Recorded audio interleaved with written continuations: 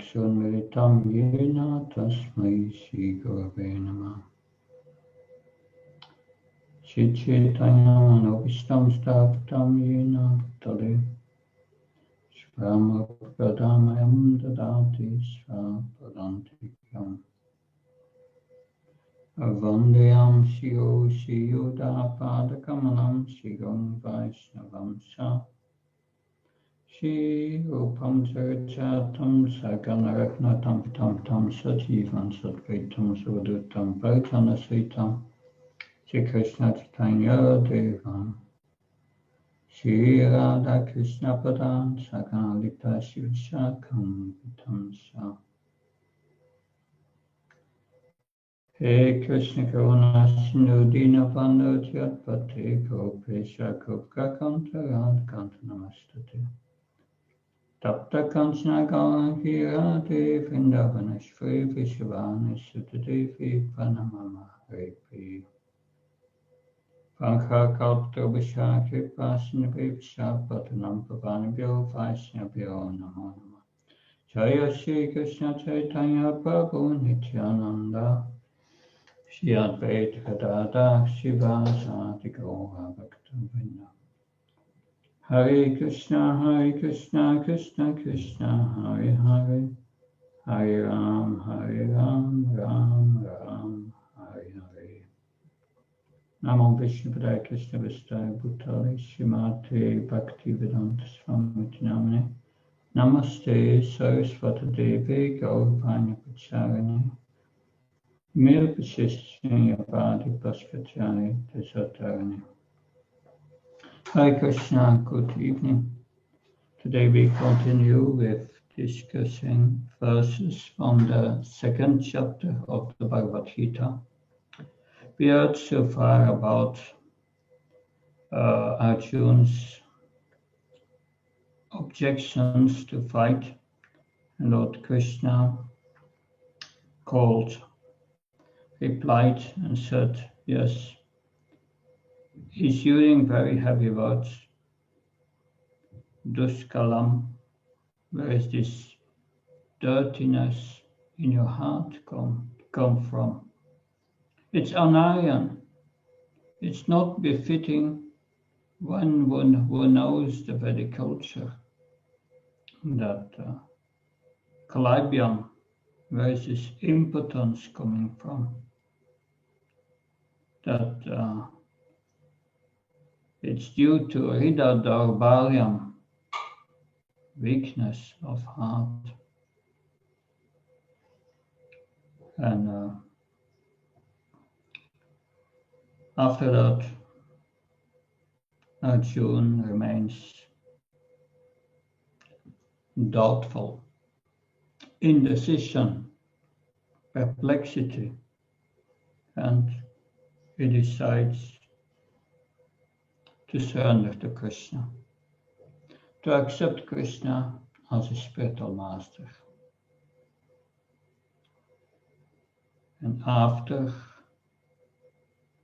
accepting Krishna's spiritual master, he starts to chastise him.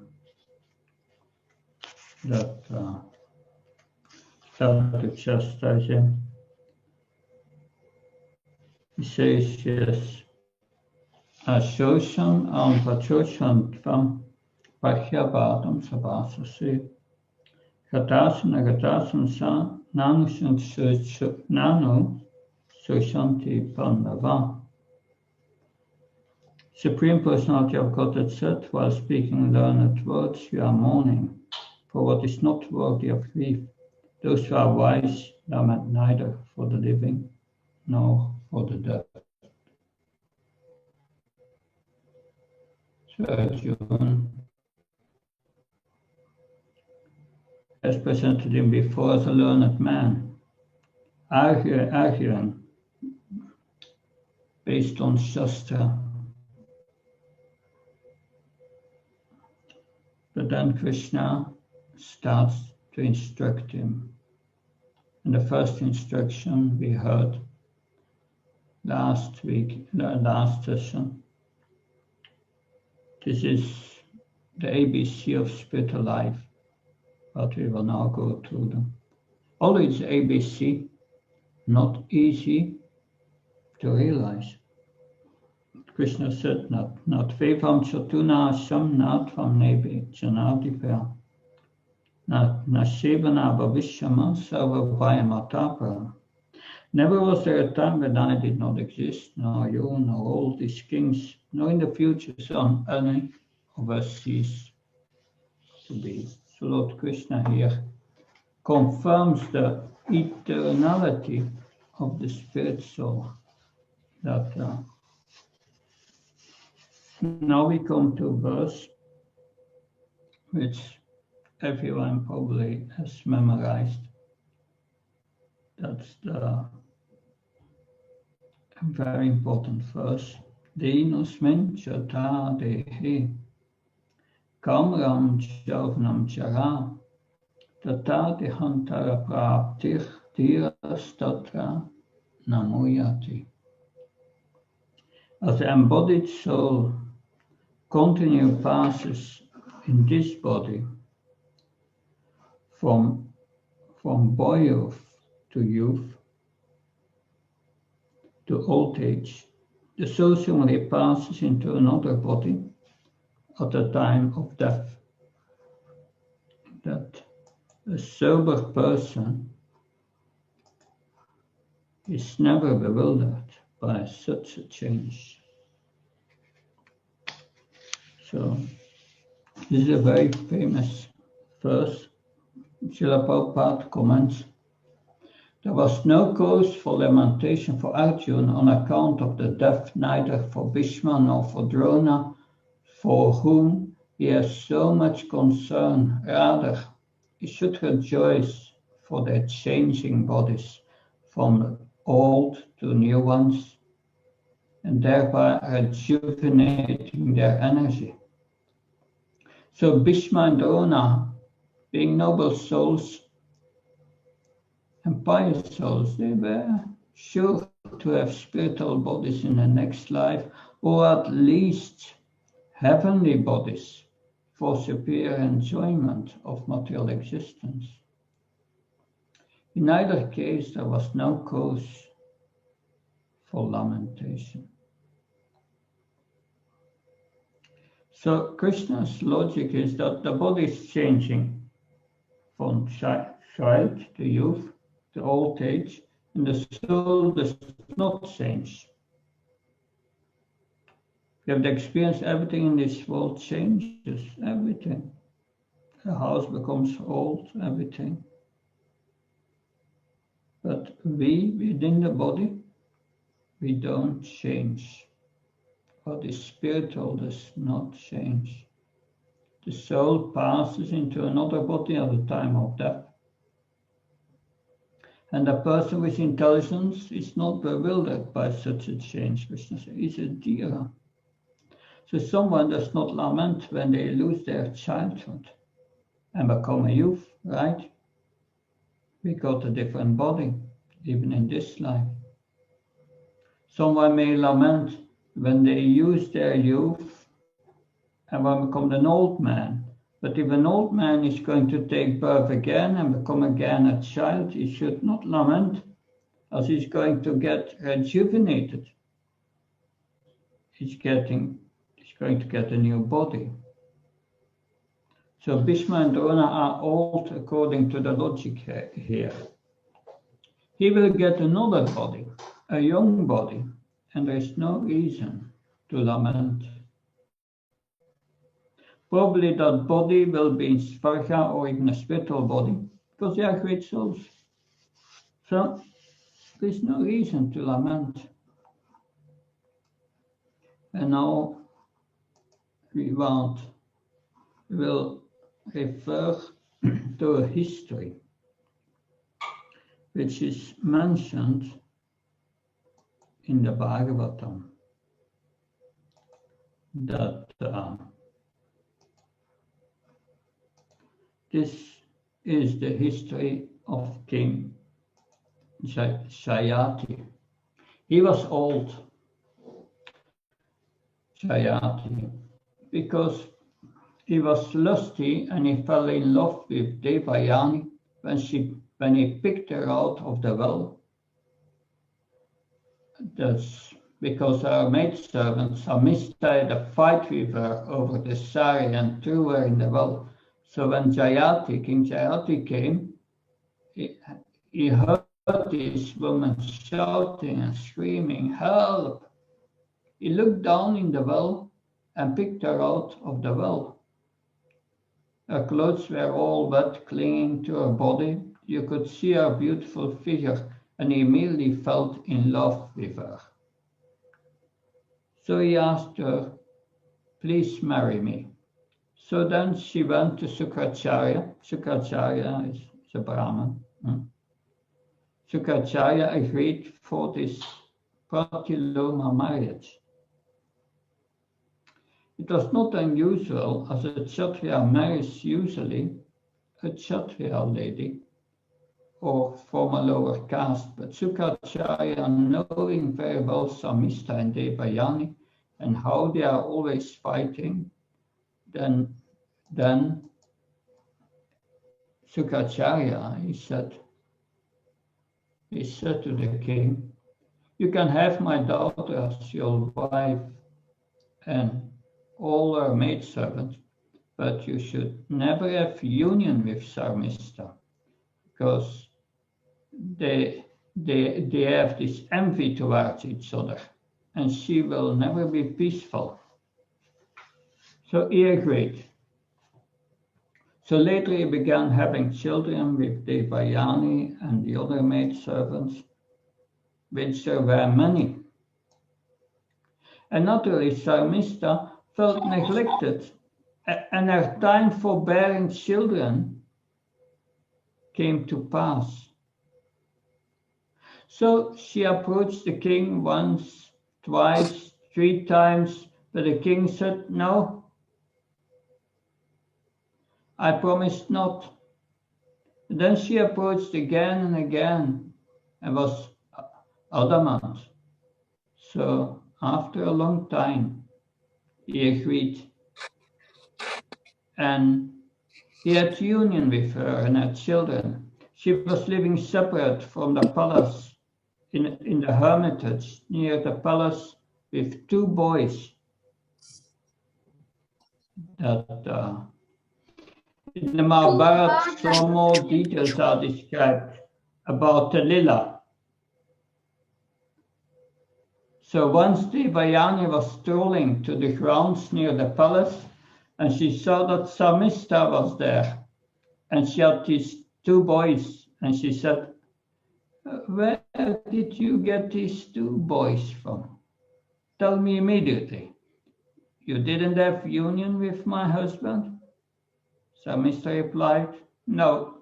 Devayani said, "Where did you get these 2 children from?" Samista replied, "Well, some rishi was passing by and came here, and I made friendship with him." Devayani said, "Oh, really? Are you sure?" "Yes, all right then." So Devayani was satisfied and she walked away. But then later King Jayathi and Devayani, they were strolling on the grounds together. And then suddenly the boys ran up to Jayathi, calling out, "Pita, Pita," and grabbed his legs. And then Devayani looked. She immediately left and went to Shukracharya. And Devayani said, "He's a rascal. He broke the promise." Shukracharya cursed King Jayathi immediately, and immediately he became old, like 80, 90 years old. Then Jayathi begged Shukracharya, "Please do not do anything like this to me." Shukracharya responded, Why should I withdraw my curse from you? You did not fulfill your promise to me." Jayathi replied, "Yes, but your daughter is young. She also has so many desires. How will she fulfill her desires if I'm an old man?" Shukracharya was thinking, "Yes, you have a good point there. I did not think of that. all right, he said, that if you can find someone you can change their youth for old age, then you can switch. I'll give you that option. So then Jayathi went to ask his 5 sons, and the first son, Yadu. Yadu, that's the beginning of the Yadu dynasty. That's come Yadu dynasty. So Yadu was the son of Jayathi, and so Jayathi asked his eldest son, and Yadu replied, "I cannot do this. I want to do my Krishna bhajan. How can I perform sadhana? I have to perform my religious duties. If I'm old and I will not be able to do them, then all my life is wasted. So please, my dear father, excuse me." So we can say that's a good reason. He denied, but because his reason was pure.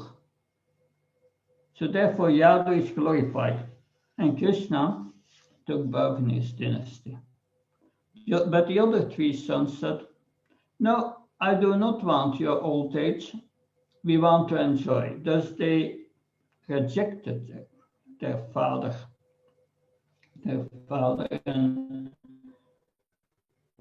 without any religious reasons and with a very proud attitude. So these persons were not religious. And then finally he approached Puru, the youngest son, and he agreed. So Puru sacrificed his youth, and Jayathi became young. He was old and he became young. It is a reason for rejoicing, not for lamentation. Jayathi actually enjoyed with Devyayani for 1,000 years, enjoying romance, conjugal passions together. And then, after 1,000 years, finally he came to his son and said, "Now it's time to give me back your youth." But King Jayathi said, "I must tell you, I'm very disappointed. It is amazing that even after being enjoying a beautiful lady conjugal affection for 1,000 years, still I am not satisfied, but now I need to give back my youth because it's my promise to you." He told Puri, he said, "The sense and sense gratification can never gratify the soul. It's just like pouring ghee on fire. The fire just gets bigger and bigger, and the fire does not go out." This verse is in the Bhagavatam spoken by Jayathi. He also gives the same analogy. Enjoying the sense is just like pouring ghee on fire. It does not satisfy. Even so, that I've endeavored so much to enjoy myself and still unsatisfied. That is the nature of sense gratification. But anyway, Jayathi was old and became young. And that was a cause of jubilation for him. At least he thought so at that time. So Bhishma and Drona, they are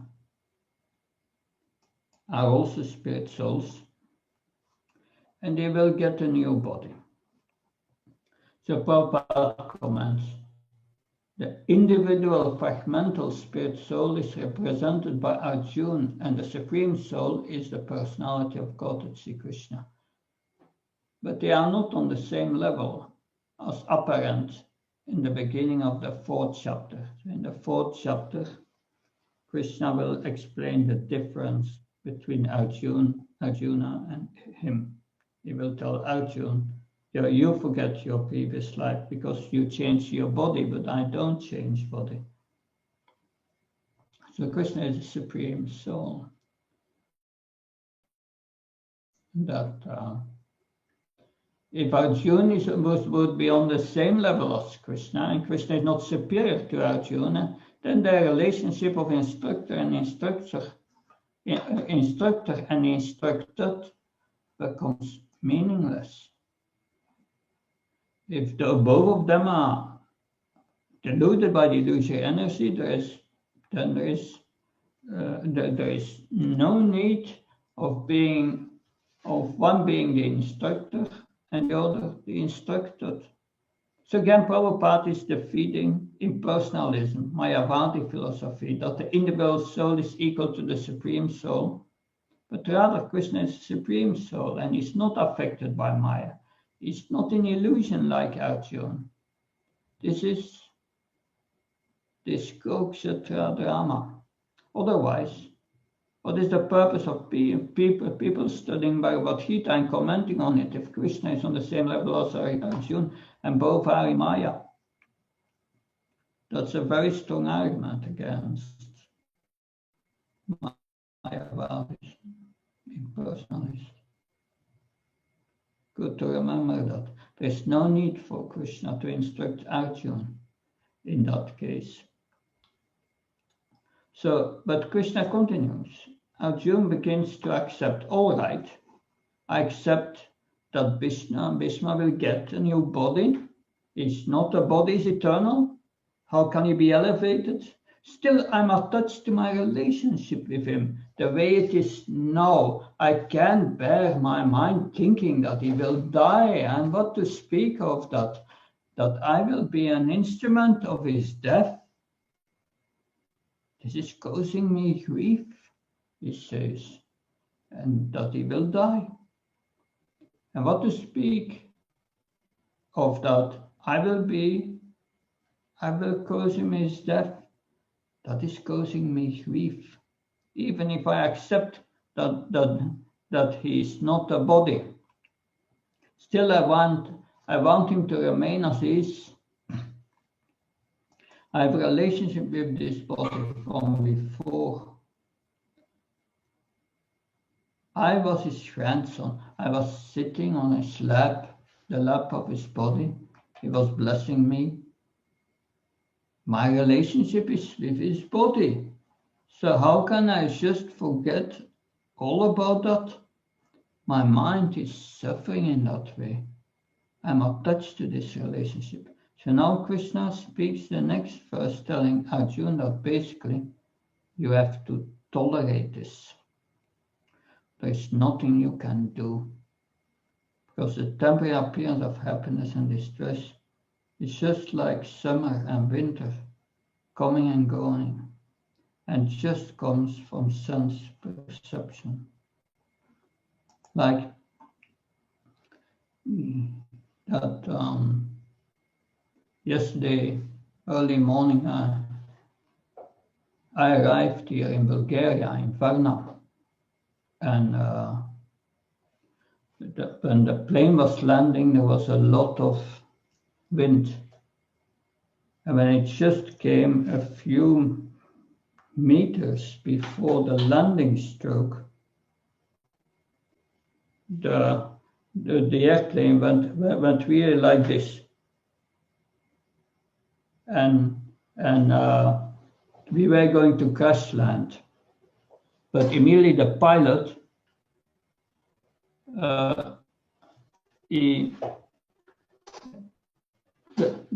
the pilot gave full power again, and we were again high in the air. It was going up very, very steep.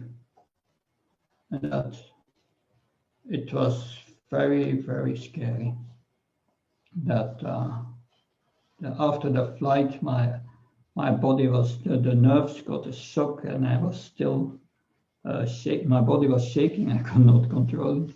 So it's, if death comes suddenly, that you don't want to give it up, because we are still in this body concept of life. We think everything what we are is related to the body, but it's an illusion. That because we have to give it all up and tolerate this attachment. Krishna says, you are so afraid of Bhishma and Drona's change of body, You do not want to kill them, but what do you mean to say? To say is that you don't want to change their bodies. Arjun, you cannot stop them from changing their bodies. They have already changed their bodies, just as I remember. Nandu, his first day at school, he was 5 years old.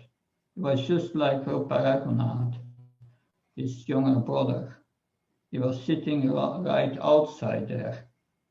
How they changed their bodies. He changed his body so many times. He changed from the Rupa Raghunath body to the Balaram body to the Nanda body, different stages. One cannot stop this change of body. Every one of us can experience the eternality of the soul through this simple sloka. Can remember our earliest memory, that the earliest memory in this life, that maybe it was the first day of school when you were 5, or maybe you were 3, or maybe when we were 7. What's the earliest you can remember? The body changed, but you, the person who remembers, has not changed at all. That if we understand that truth and we become attached to Krishna, then it's all right to give up your body at every moment if we cultivate this attachment. Because our relationship with Krishna, that's eternal. All the other relationships are very, very temporary. Therefore Krishna says, Diyas tatra namuchyate. The wise person, throughout all these changes of bodies, is not confused in identifying himself with all these bodies. When the body is changing, he does not think that he is changing. He knows that he is eternal, and therefore tatra diantara praptir. When the soul even leaves this body and enters a new body, we say that the body has died. But he has not died at all. He has just left. Just as we are, we can say, you are all in the room with someone. We are in the room as the soul is in the body. If we leave this room, we go to other room. Like souls leave the body, go to another body. Then it is not that we die. We are in a blue room. Does that mean that we are blue? And if I go to my yellow room, I'm yellow. Now I'm wearing a cloth, so I'm white. So I'm putting on a blue kurta, I'm blue. No, this has nothing to do with me at all. This is the basic message of the simplest philosophical point in Bhagavad Gita. And it is the simplest point and the greatest of philosophers. In the West, they don't have the concept of this reality. Although everyone experiences it, everyone knows that they change bodies and that they have not changed. So there is no question of me dying. Just like my identity remained constant throughout all these changes. Similarly, when the final stage of body happens, when I leave this body, I go to another body. I still remain the same. There's no question of me dying. Just like my identity remains constant through all these changes of body. Similarly, when the final change of body happens, when I leave this body, I go into another body. Still I remain the same. Diyas tatra namuyati. Diyas means a sober person. You can define A sober person is one who is not intoxicated. An intoxicated person is one who forgets what is reality and is in illusion. So the greatest intoxication, Prabhupada said, is this body. Compared to this body, all other intoxication are just spices, salt, and pepper. This is the real intoxication.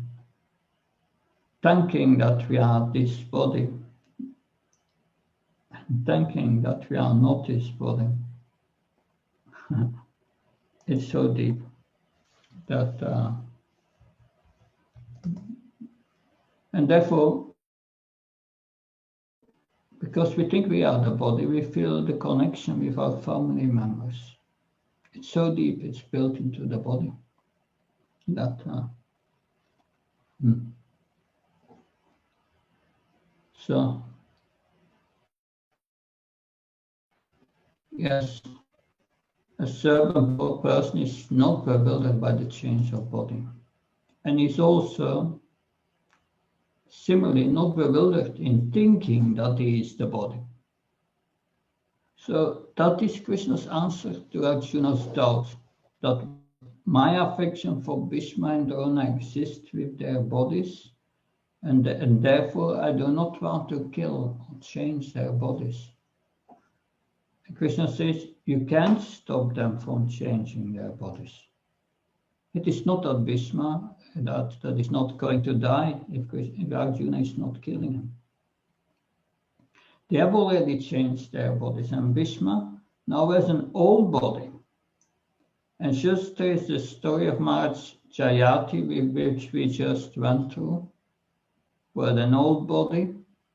He was so much desiring of getting a young body so that he can enjoy himself. So King Maharaj Jayathi got his younger body from his son Puru. Puru gave him his youth, and Jayathi told Jayathi's old body became young. Did anyone lament? No, Jayati has lost his old body and is getting a young body. No one lamented. Jayati and everyone else were happy to exchange, and an old walk out of the body to a young one. That it is glorious in that sense. Therefore, Bhishma loses his body on the battlefield, but by your arrows, he will change his body into a younger one.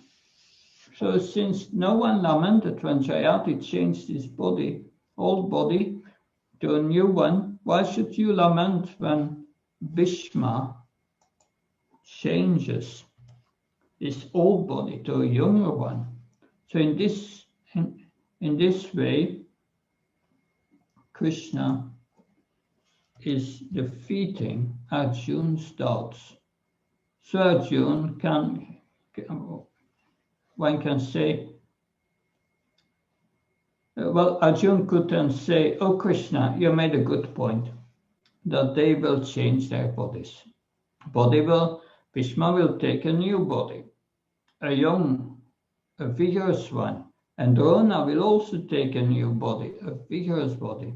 So that will be very nice, but you haven't answered my question. But if they do that, my relationship is with their bodies, so I'm going to miss them very much. It's going to be a cause of great distress. I know Bhishma since I'm a young boy. He's practically brought up like a father.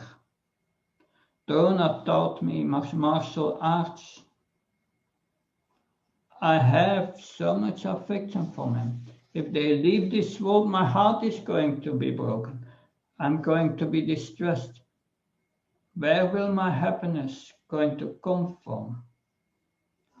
Krishna answers that doubt in the next verse. That text 14. Matra spashasya kantyo shitushna sukha dukkada agama payino nityas tam stitikshasva bharata. Son of Kunti, the the non-permanent appearance of happiness and distress, and their disappearance in due course are like the appearance and disappearance of winter and summer seasons. They arrive from sense perception, a sign of Bharat, and one must learn to tolerate them without being disturbed. So Krishna says, you have to tolerate this. This is Krishna's first direct instruction for Arjuna, a spiritual instruction, an approach to spiritual life. He told him that the body and the soul are different, and that the soul is eternal, and that there is individuality on the level of the soul. But now Arjuna has a problem. So Krishna says, you have to tolerate. A person in the royal order should even be more tolerant than a common man towards the dualities of life. Honor and dishonor, happiness and distress. That's life. It comes and it goes. So that's the way of life. So there is nothing you can do. It is material life, Arjuna. You have to learn how to tolerate without being disturbed. Now our commentators. Vishwanath Chakravarti Thakur mentioned in his commentary that a person still must take bath in the month of Magha, and Prabhupada writes in his commentary, this is a Vedic instruction. Even though it is cold in February or January, still one has to take morning bath. You can't skip this bath because an educated person or an elevated person, a devotee, he has to perform his puja or at least chant Gayatri or Japa. He can't do that unless he's clean. Anyway, Arjuna, you are from the royal order, you are a Kshatriya. You will become emperor, so surely you must be tolerant, more than a common man. And Vishwanath Chakravarti Thakur comments, you cannot give up your Svadharma. Svadharma we will see later. Krishna in 231 in the purport explained these Svadharmas. The spiritual Svadharma and material Svadharma. Here it's referred to the material Svadharma, the occupational duty according to the modes of nature. So you cannot give up your Svadharma of fighting in the battle on the plea of affection for relatives. It is definitely a cause of great disturbance to give up one's own Svadharma, which is given in the Shastra. You cannot just say that because I have affection for my relatives, now I'm going to give up my Svadharma. Svadharma is very important. It is not such an insignificant thing that you can pass it off so easily. Prabhupada also comments, the two different names of address given to Arjuna are also insignificant. To address him as Kaunteya, the son of Kunti, significance is great blood relations from his mother's side. And to address him as Bharat signifies the greatness from his father's side. From both sides, he is supposed to have a great heritage. A great heritage brings responsibility in the matter of proper discharge of duties. Therefore, he cannot avoid fighting. Each card from both sides is cornered. Is called Kaunteya and Bharat in this verse because it indicates his great duty as a person of a higher lineage, that he needs to tolerate the pain that he's going to feel when he's going to fight against Bhishma, Drona, against all his other relatives. So Krishna says, yes, Arjuna, you will be distressed if Bhishma changes his body. and you won't have that same Bhishma to relate to. And you will also be distressed when Drona changes, because you will not have Drona anymore to relate to.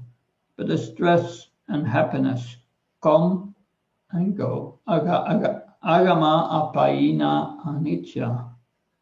They come and go. They are anicca, they are not eternal. They are come like winter and summer seasons. You cannot stop the happiness and distress from coming and going. This is the very nature of the material world.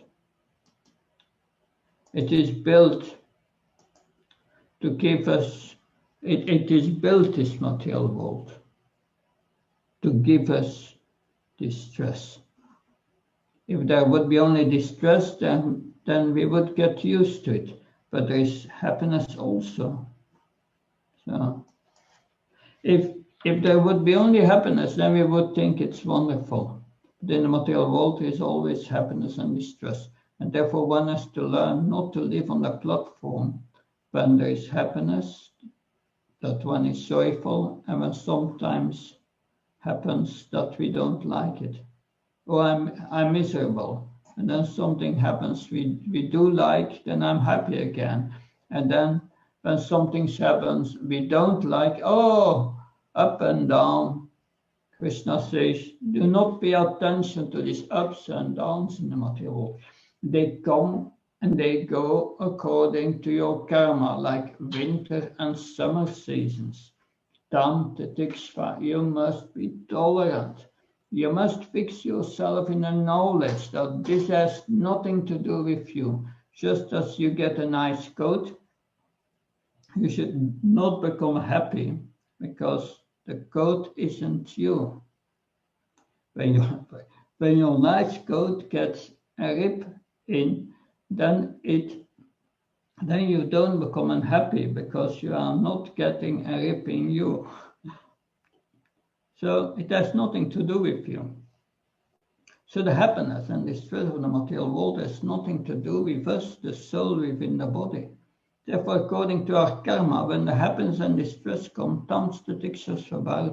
we must simply learn to be tolerant and become fixed on the platform of intelligence, knowing that we are soul. We don't have anything to do with the happiness and distress on this world. Nothing whatsoever. Why do we feel happy? Because something good happens to our coat. Why do we feel miserable if something bad happens to our coat? It's our attachment and the desire to squeeze some pleasure from the hots and colds of this material world. That my favorable example in this regard is that we call ahankar. What does ahankar mean? The modern meaning, it is aham car, I'm my car. So someone have a new car and thinks, oh, everyone should be looking at me as I'm driving in my car. Just see, it's the newest, fastest car. And then someone other bangs into it. Some old truck or something bangs into it. And then we get out and scream, you hit me.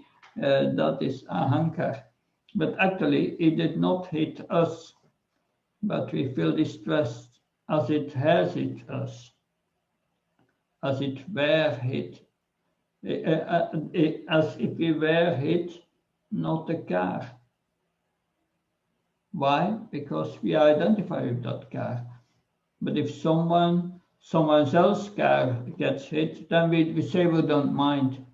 So much we don't identify with it. It is not the source of our pleasure. So similarly, all happiness and distress in this world has nothing to do with us. And we should learn undeceivably from the Bhagavad Gita that we should try to find our happiness on a different platform.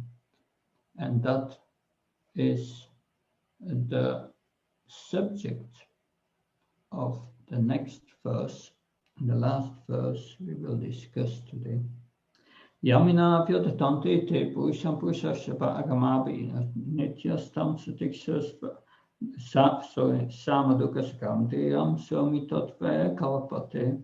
Best among man Arjuna, the person who is not disturbed by happiness and distress, is studying in both, is solely eligible for liberation.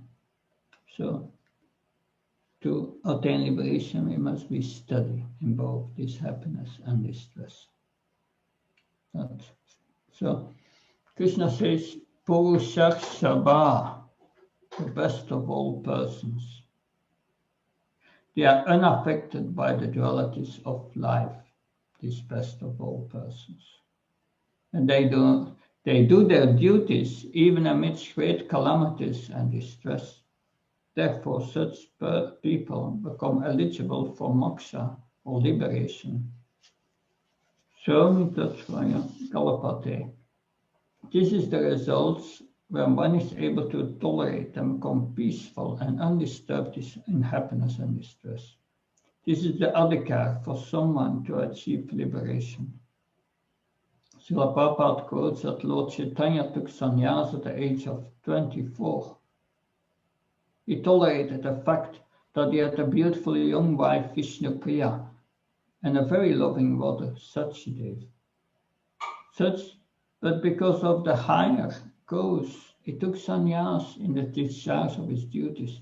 And when we study his determination for the advanced stage of spiritual realization, can equally tolerate the onslaughts of distress and happiness, such a person is certainly eligible for liberation.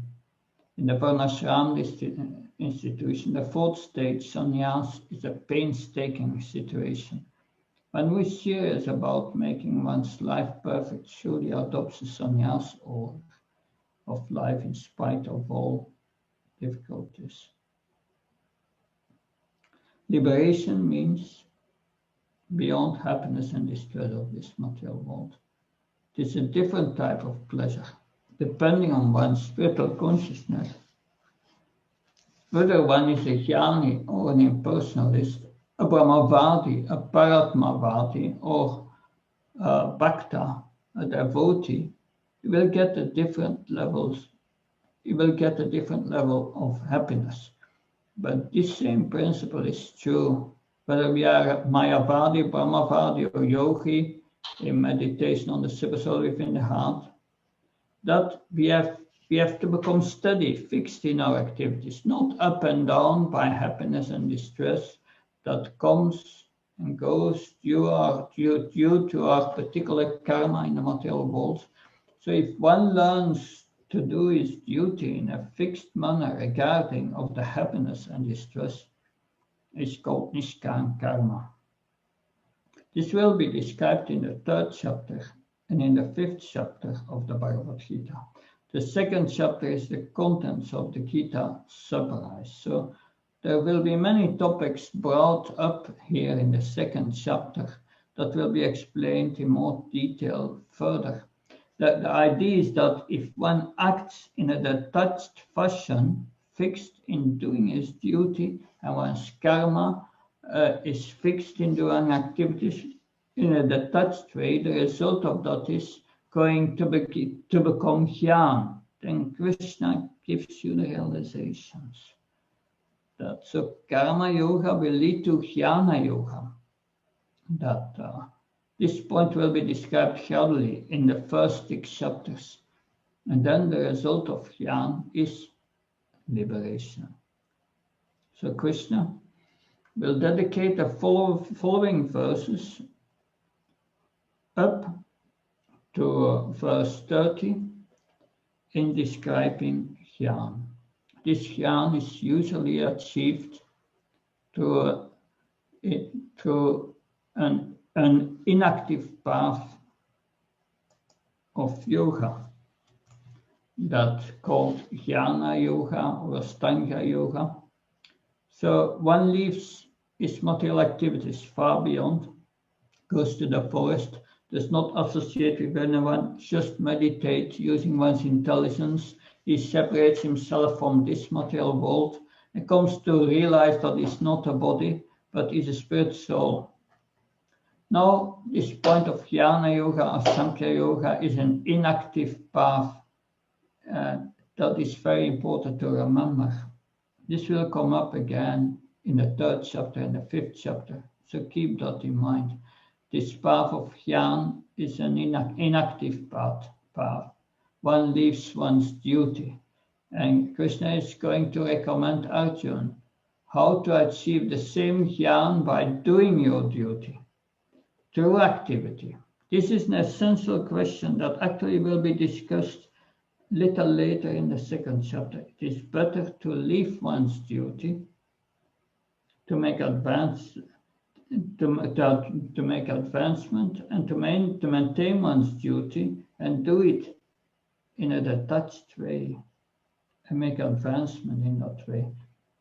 This is an important question in Bhagavad Gita. So Krishna begins to explain this Jnana. This section is related to Jnana, now achieving knowledge. Now the first verse of this section, verse 16, is an important verse, which will be discussed next Tuesday. So we have here discussed 3 essential verses. Text 13, the change of the body. Understanding we are different from the body and therefore we tolerate the changes of the body. We become a dhira.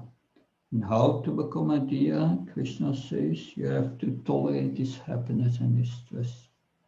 In text 15, Krishna says if you can tolerate this happiness and distress and continue to do your duty despite everything, then one is ready for liberation. The first instructions in spiritual life, very important instructions. There are many instructions to come, but these are the most essential, the ABC. If we forget these, we will not be able to make spiritual advancement. So, are there any comments, questions, please?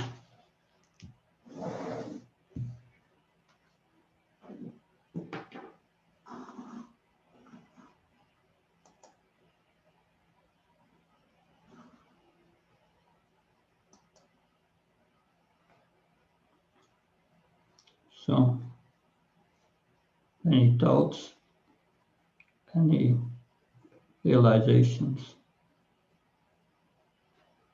Did we realize these verses?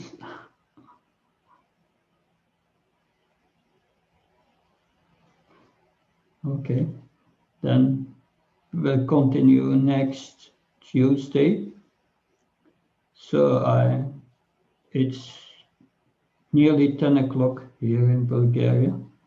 So I decided to tolerate late hours for your sake, to be with you. And I'm looking forward to see you online again next Tuesday. Thank you very much. Thank you, Maharaj. Thank you so much, Maharaj. Hare Krishna. Jai Prabhupada.